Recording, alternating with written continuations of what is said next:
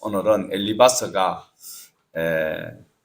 욥에게 다시 세 번째로 정죄하는 그런 본문의 말씀을 저희들이 22장 1절에서 30절까지를 통하여서 보도록 하겠습니다. 12장에서 26장까지 욥과 그의 친구들이 세 번째 논쟁을 벌이고 있는 그런 장면을 기록을 해 놓고 있습니다. 욥의 처지에 대해서 이 세 분들이 처음에는 찾아와서 동정하고 공감하고 또 위로하려고 왔던 그들이었습니다. 그런데 처음에 와서는 그들이 정말 안타까운 처지에 있는 욥을 이해하려고 하던 그가 언제부턴가 점점 욥에 대해서 정죄에 가까운 그런 말을 하고 있는 장면을 우리는 지금까지 지루하게 보아왔습니다. 욥에게 억지로라도 죄의 고백 소리를 듣고 너는 죄인이고 그러므로 우리가 당신에게 조언하는 그 말에 속히 회개하고 하나님의 은혜를 받아라 라고 그들이 이야기를 하고 싶어하는 장면을 계속 볼 수가 있습니다. 그런데 이들이 가면 갈수록 그 정죄하는 그 공세 수위가 높아지고 있습니다. 욥을 아주 공격적으로 정죄를 하는 장면을 우리 1절에서 3절까지 보셔야 되는데 우리가 가지고 있는 개역 개정이 아니고 새 번역으로 우리 1절에서 3절 같이 보시겠습니다. 대만 사람 엘리바스가 대답하였다. 사람이 하나님께 무슨 유익을 끼쳐 드릴 수 있느냐? 아무리 슬기로운 사람이라고 해도 그분께 아무런 유익을 끼쳐 드릴 수가 없다. 내가 올바르다고 하여 그것이 전능하신 분께 무슨 기쁨이 되겠으며 내 행위가 온전하다고 하여 그것이 그분께 무슨 유익이 있겠느냐. 엘리바스는 하나님이 인간의 행동에 의해서 영향을 받으시는 분이 아니시며 또한 인간으로부터 어떤 유익도 그리고 이익도 얻을 수 있는 분이 아니다라고 설명을 하고 있습니다. 맞는 말씀입니다. 인간을 통하여서 하나님께서 어떤 이익이나 유익을 얻을 수 있는 그런 방안은 전혀 없습니다. 하나님께는 그런 것이 필요가 없습니다. 오직 우리가 하나님께 찬송하는 그것을 하나님은 기뻐 받으실 뿐이지 이익을 챙기기 위한 것은 없다라는 것을 말씀을 하고 있습니다. 욥에게 재앙이 닥친 그것은 분명하게 욥이 범죄를 하였기 때문에 범죄의 열매라라고 엘리바스가 다시 정죄를 하고 있습니다. 이어지는 6절에서 9절까지도 보면 구체적인 죄악의 내용이 쭉 나열되고 있는데 정말 소름이 끼칠 정도로 사람을 모함을 하고 있는데 우리가 알면서도 다시 한 번 더 우리 6절에서 9절 말씀을 보시도록 하겠습니다.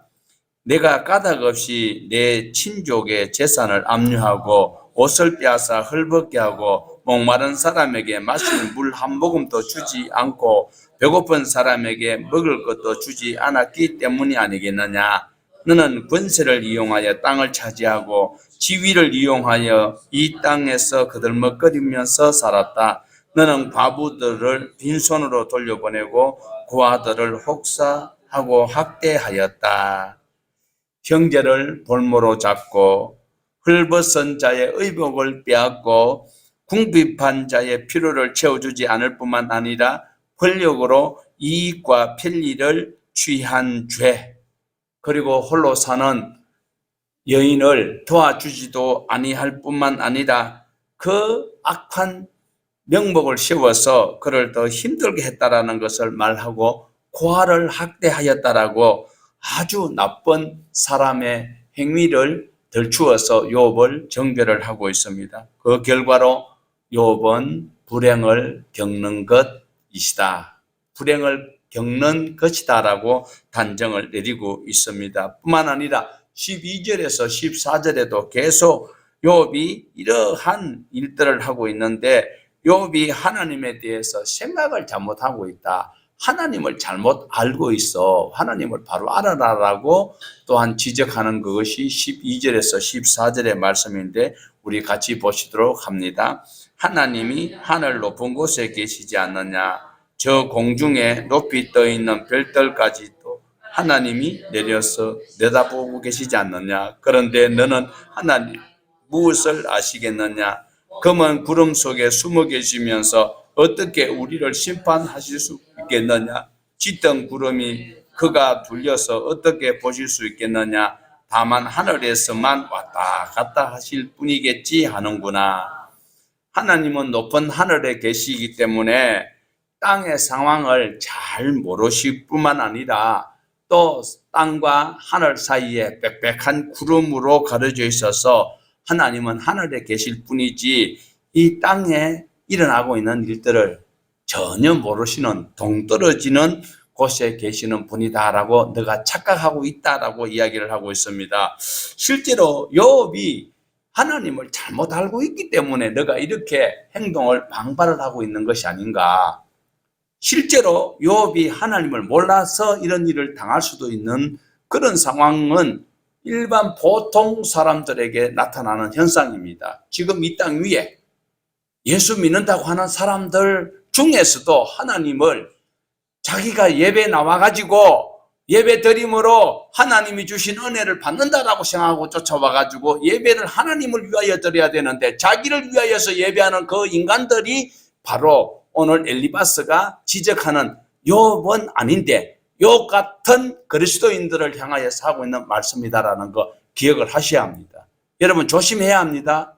교회 와서 나는 예배 드리면서 찬송하면서 하나님 앞에 칭찬 듣지 못하는 그런 신앙이 있다라는 것이에요. 그래서 우리 신앙은 말씀으로 잘 다듬어져 가야 되는 거예요. 날마다 내 자신이 하나님의 말씀 안에서 이렇게 다듬어져 가는구나를 우리는 점검하지 아니하면 엘리바스가 지금 착각하고 있기 때문에 욥이 착각한 것이 아니라 엘리바스가 하나님을 착각하였던 것입니다. 욥은요 얼마나 신앙 안에서 바로 살았는지 7장 17절에서 20절에 보면 분명히 하나님을 세밀히 감찰하시는 분이라고 고백을 하고 있는데도 엘리바스는 하나님이 하늘에 계셔가지고 땅 사이에 구름이 가려 있으니까 하늘은 저 위에 계시니까 하나님이 땅에 있는 것을 잘 몰라서 그렇게 너가 마음대로 하는 것으로 착각하고 있는데 이런데 하나님을 이미 17장에서 욥은 하나님은 나를 세밀히 살피신 분이시다라고 고백을 하고 있다라는 겁니다.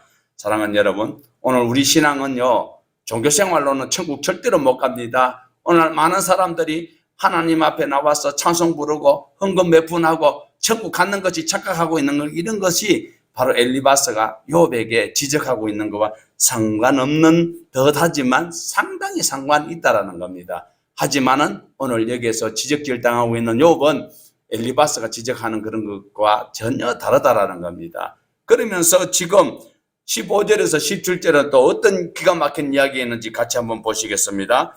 너는 아직도 옛 길을 고집할 셈이냐? 악한 자들이 걷던 그 길을 고집할 셈이냐? 그들은 때가 되기 전에 사로잡혀갔고 그 기초가 무너져 강물에 떠내려가 버렸다. 그런데 말하기를 우리를 좀 내버려 두십시오. 전능하신 분이라고 하여 우리에게 무슨 일을 더 하실 수 있겠습니까? 하였다. 자, 엘리바스는 욥에게 물로 멸망당했던 악인들의 옛길로 가려고 너는 하고 있다. 여기서는요, 지금 굉장히 우리가 여기서 생각해 보아야 되는 것은요, 두 가지를 생각해 볼 수 있습니다.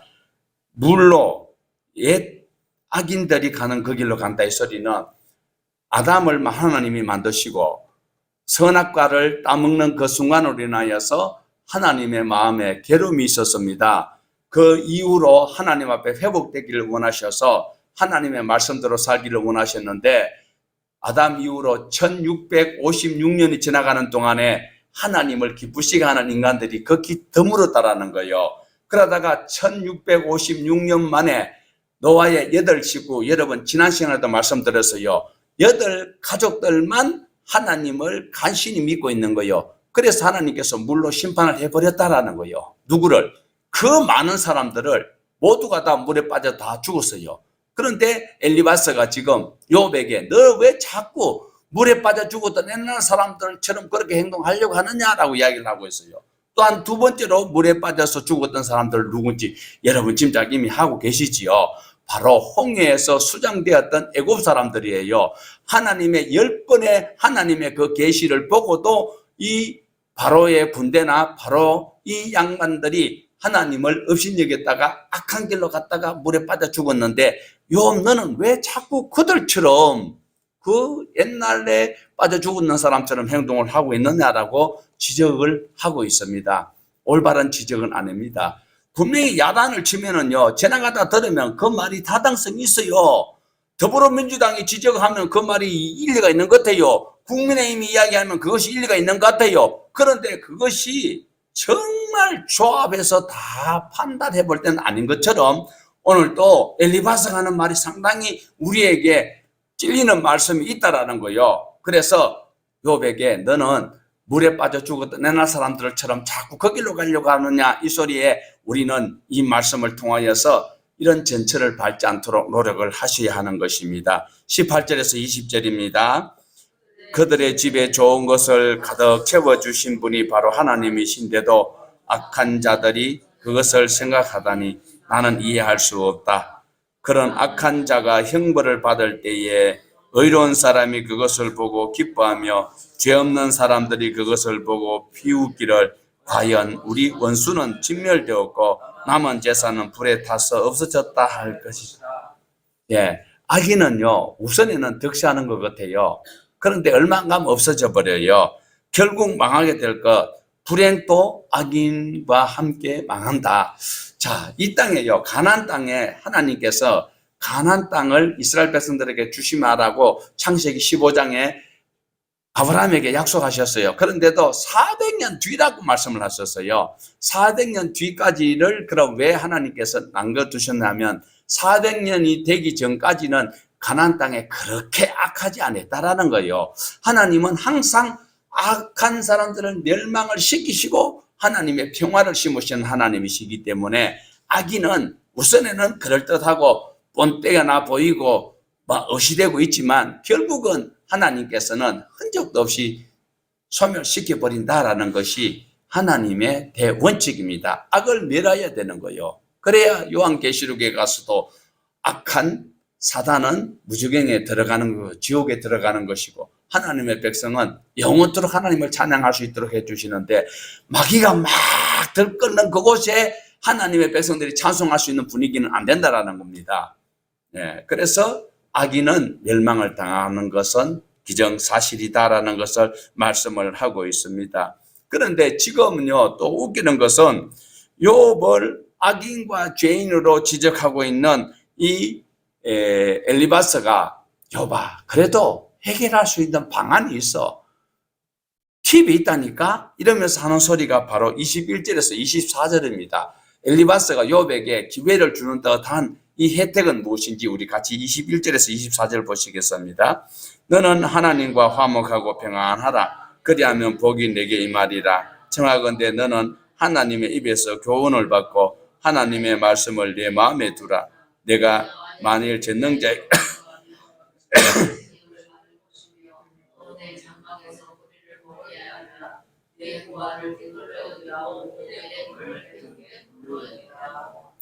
아멘. 자, 21절과 23절에 보면 욥에게 하나님과의 관계 회복을 말하고 있습니다. 욥이 회개를 해야 된다라고 촉구를 하고 있어요. 그러면 하나님께서 어떻게 해주신다고요? 하나님께로부터 지음을 받을 수 있다라고 이야기를 하고 있습니다. 지금 이 뜻은 바로 회개하면 회복된다. 맞습니다. 우리가 회개하면요 하나님이 회복시켜 주세요. 예, 아버지 전 재산을 살아있는데 유산을 가로채가 나갔던 그 둘째 아들처럼 그러나 재산을 다 탕진했다고 그 정말 그는 형사 고속감이지만 그래도 하나님께서는 둘째 아들을 우리에게 용서해 주시는 그 아버지의 마음을 통하여서 하나님을 알 수 있도록 하셨던 그 마음을 우리에게 보여주고 있습니다. 그러므로 우리는 회개했을 때는 하나님께서는 과거를 묻지도 아니하고 따지지도 아니하시고 하나님께서 새로운 은혜로 새 마파 옷을 입혀 주신다는 사실을 기억을 하셔야 합니다. 24절에서는 재물에 대한 욕심, 특별히 이 욕심을 버릴 때에 하나님께서 은혜를 더하여 주시는 것입니다. 오늘 우리가 욕심 때문에, 욕심이 장성하면 뭘 낳는다고 했습니까? 죄를 낳습니다. 죄가 장성한 즉 사망으로 우리는 갈 수밖에 없습니다. 그러면서 엘리바스는 욥에게 회개를 촉구를 계속하고 있습니다. 너가 회개하고 돌이키면 이런 혜택을 볼 것이야. 몇 절입니까? 25절에서 28절입니다. 그리하면 전능자가 내 보화가 되시며 내게 고귀한 은이 되시리니 이에 네가 전능자를 기뻐하여 하나님께로 얼굴을 들 것이라. 너는 그에게 기도하겠고 그는 들으실 것이며 너의 서원을 내가 무엇을 결정하며 이루어질 것이요 내 길에 빛이 비치리라. 그렇게 하면, 회개하면, 우리가 천국 가는 거 조건절입니다. 예수님을 믿으면 천국 갈 수 있습니다. 교회만 다니면 천국 가는 것이 아니고, 예수 그리스도를 믿는다는 소리는 죄인 되었던 것이 내가 죄를 사함 받을 방법이 없는데 내 죄를 예수님이 대신 갚아주셨다는 것을 그거 믿는 그것이 바로 예수님을 믿는다. 그러면 나는 이제 마음대로 살아도 되는 것이 아니라 우리 주님께서 하신 말씀을 아버지의 뜻대로 살아가는 자가 되어야만이 우리는 하나님의 백성이 될 수 있듯이 바로 회개하고 돌이키면 하나님이 바로 욥에게 보화가 될 것이고 하나님께로 돌이키게 될 것이다. 25절의 말씀을 하고 있고 26절에 보면 하나님께 얼굴을 들 수 있는 자격을 주신다. 하나님의 얼굴을 미숙이 바로 하나님의 복이 어떻게 해요? 하나님은 여호와는 나를 향하여 얼굴을 드사 하나님의 얼굴을 볼 수 있는 것이 얼마나 큰 혜택인지 몰라요. 제가 만약에 대통령에게 가서 얼굴을 맞댈 수 있고 얼굴을 볼 수 있으면 얼마나 큰 혜택입니까? 어쨌든 하나님께서는 바로 하나님이 회개하는 욥에게 얼굴을 볼 수 있는 기회를 주실 뿐만 아니라 27절에는 너가 기도하면 응답이 될 것이고 28절에 인생의 길에 빛이 비치게 될 것이다. 지금이야 워낙 밝은 세상이지만 옛날에는 정말 빛이 없으면 밤에 다닐 수가 없습니다. 그런데 하나님께서 우리 인생에 빛이 되도록 해주시겠다라고 엘리바스가 이렇게 하나님께 회개하면 이 복을 누릴 수 있다라고 이렇게 힌트를 주고 있습니다. 30절에는 뭐라고 말합니까? 결국 재앙에서 건짐을 받게 될 것이다. 얼마나 좋은 말씀인지 몰라요. 그렇지만 엘리바스의 말이 욥에 대해서 신앙에 대한 잘못되었다라고 진단을 했는데 이것이 잘못입니다. 오늘 또 바른 진단이 중요한데 엘리바스는 욥에게 잘못 진단을 하여 버렸습니다. 그래서 욥이 지금 내 진단하는 소리에 동의를 하지 아니하니까 엘리바스가 굉장히 언짢아하고 있습니다. 하지만은 오늘 또 엘리바스는 욥에 대해서 해결책을 잘못 알려주고 있습니다. 잘못 제시를 해주면 제시를 안 해주는 것보다도 그 사람에게 더 해악을 끼칠 수 있는 일이 생길 수 있다는 것을 말할 수 있습니다. 오늘 또 엘리바스가 판단하는 그것은 하나님 앞에 올바른 신앙으로 판단한 것이 아니고 인간의 판단은 항상 불확실할 수 있다는 것을 우리에게 보여주는 한 대목이기도 한 것입니다. 우리는 쉽게 남을 판단하고 정죄하기가 참 쉽습니다. 그 판단과 정죄는 불완전할 수가 있습니다. 우리가 지금 보면 지금 요즘 대법원에서 다시 재심 판결이 나가지고 다시 수사를 하는 이런 일들이 있잖아요. 재판을 하는데도 잘못 재판하여서 억울하게 평생을 감옥에서 살던 사람들도 있습니다.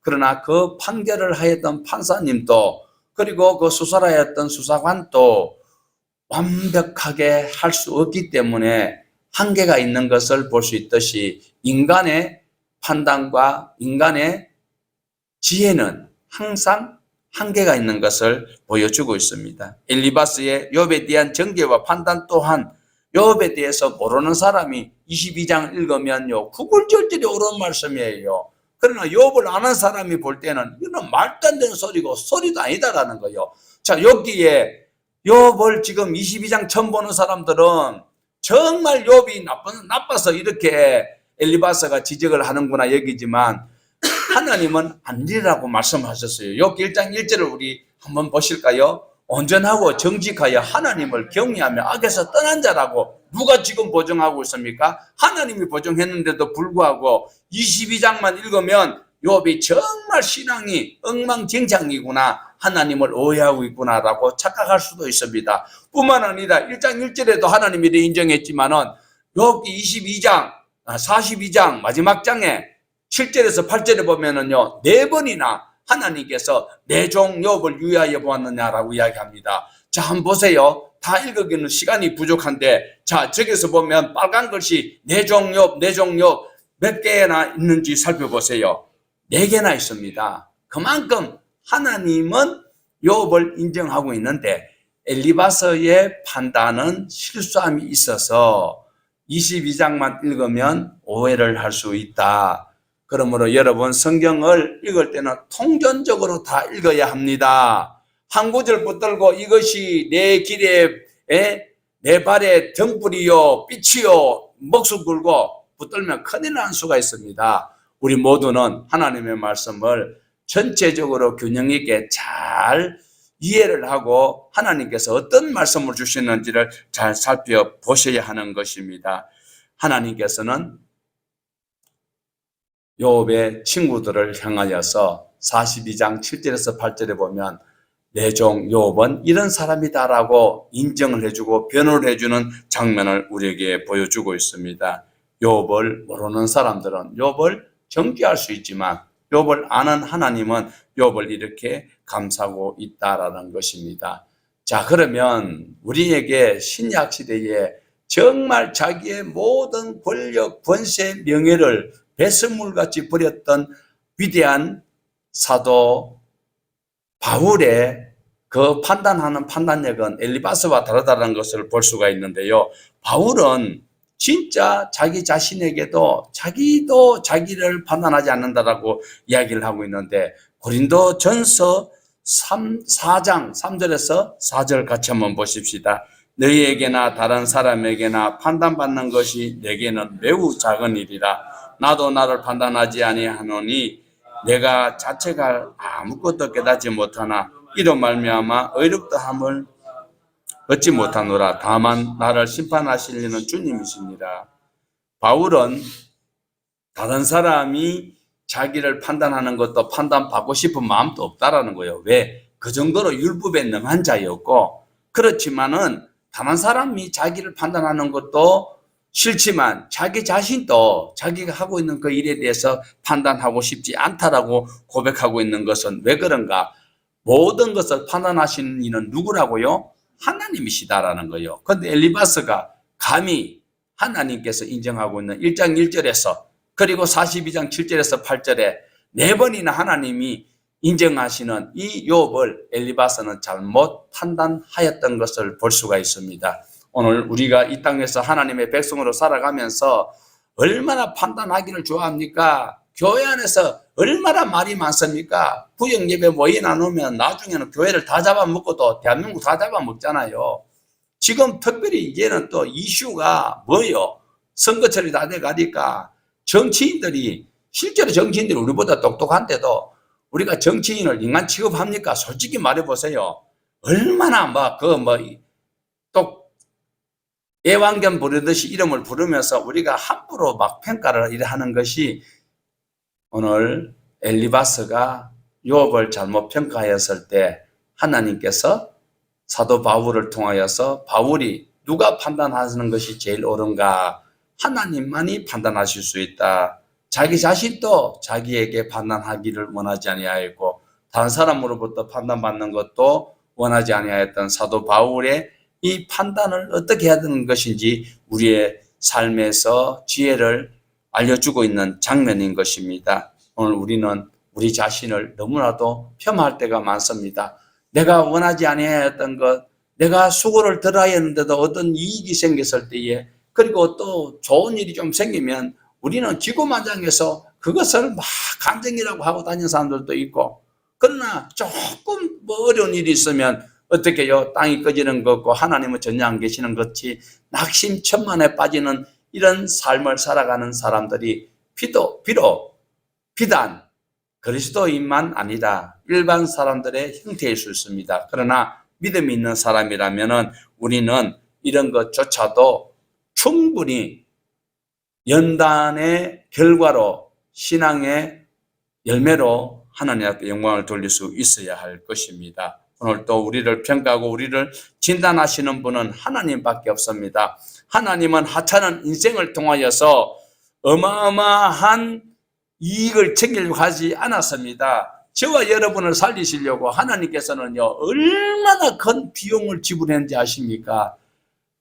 독생자를 나를 위해서 십자가에 못 박아서 죄값으로 지불하셨다라는 것을 기억을 하신다면 우리는 하나님의 형상으로 지음받은 사람을 함부로 평가를 해서는 안 된다라는 겁니다. 하나님 아들 예수의 피값으로 구속받은 저와 여러분인데 아직까지 교회에 등록하지 아니하였던 사람이 있다 할지라도 그들이 언젠가는 누군가를 통해서 내 필설로 그를 감동감화시키지 못하고 내 행동으로 그를 감동감화시키지 못해서 교회로 인도하지 못하였고 예수를 영접할 수 있도록 내가 잘 인도하지 못하였지만은 누군가가 그를 감동감화시켜서 하나님의 백성 되도록 하기까지의 충분한 대상이 되기 때문에 우리는 그를 폄하해서는 안 되고 함부로 말해서도 안 된다라는 것을 말씀하고 있습니다. 함부로 평가해서는 안 됩니다. 자기 자신을 판단할 수 있는 것은 오직 하나님밖에 없다라는 것을 고백을 하여야 합니다. 이제 우리는 우리 자신에게 대한 주님의 진단, 평가만 염두에 두면서 조심하면서 하루하루를 살아가야 합니다. 우리 자신을 정말 말씀의 거울에 비춰보면서 2024년을 우리는 살아가야 할 것입니다. 욥을 향한 하나님의 평가, 욥을 향한 하나님의 시선이 결국은 하나님께서 욥을 얼마나 사랑하셨으면 가슴 아파하면서도 10명의 자녀들을 순식간에 죽게 만들고 그 많은 재산을 다 흩으면서 욥에게 진물이 나도 긁어도 그 가려움이 해소되지 않는 그 고통 속에 있는 욥을 바라보던 하나님의 그 시선과 하나님의 그 마음은 어땠을까요? 하나님의 평가는 누구도 감히 생각할 수도 없습니다. 그런데도 엘리바스나 빌닷이나 소발은 자기의 지식과 알량한 자기의 판단력으로 얼마나 정결을 하였는지 저희들이 지루하게 지금 22장을 보고 있습니다. 이제 아직 42장까지 가야 되는데 얼마나 더 또 이렇게 찢고 복하는 소리를 들어야 되는지 우리가 그런 시간대 속에서 내 자신은 어떠한지를 살펴볼 수 있어야 할 것입니다. 이제 내일부터 또 다음 주부터 보는 23장부터 24장은 하나님께서 욥에게 자기 자신을 어떻게 정당하게 입증하려고 하는 건지를 또한 보여줄 것인데 하나님께서는 제대로 평가하시는 분이시다라는 것을 욥은 마음에 짐작하고 믿고 있습니다. 입술로는 주님을 부르는데 너무 고통스러우니까 표현하는 방법이나 또한 그 신앙의 어떤 모습이 다른 사람들에게 오해 소지가 있을 수 있는 것 또한 현실인 것을 기억을 하시면서 오늘 저와 여러분은 하나님이 나를 어떻게 생각하실까를 기억하면서 견뎌나가야 합니다. 이겨내는 것이 신앙입니다. 내가 하나님의 말씀을 듣고 예수님을 구주로 믿는 그 순간부터 360도 삶이 변화되고 내게 능력이 나타나서 물리로 걸어갈 수 있는 힘이 저벅저벅 생긴다면 얼마나 좋을까요? 그러나 그러한 것은 이 땅 위에서 일어나서는 안 될 일들이고 오직 하나님의 말씀을 부여잡고 동일한 현실 속에서 고통 속에서 어제 했던 그 일을 내가 오늘 또 반복적으로 한다 할지라도 그것을 믿음으로 사명으로 여기고 나갈 때에 그 결과는 동일하게 하나님께서는 값어치를 매겨주신다는 사실에 우리는 신앙으로 아멘 해야 할 것입니다. 일어나야만이 내게 어떤 표적이 나타나야만이 그런 확고한 복음을 주장하는 그런 사람들보다도 내게 그런 능력이 안 나타나도 그리 아니하실지라도 하나님 앞에 감사하면서 나갈 수 있는 하나님의 평가를 기대하는 자가 하나님이 찾으시는 천국의 일꾼들입니다. 내 갈 길 제쳐가면서 가는 그 신앙이 하나님께서 기뻐하신다는 사실을 기억을 하시면서 오늘도 우리 주 예수 그리스도로 말미암아 기뻐하며 찬송하며 승리해 나가는 그 모습을 하나님께서는 정말 내 종 욥을 유의하여 보았느냐라고 사탄에게 자랑하시는 그 하나님이 오늘 우리 성도들 한 사람 한 사람을 붙들고 자랑할 수 있는 그런 주인공이 되기를 주님의 이름으로 축복을 드립니다.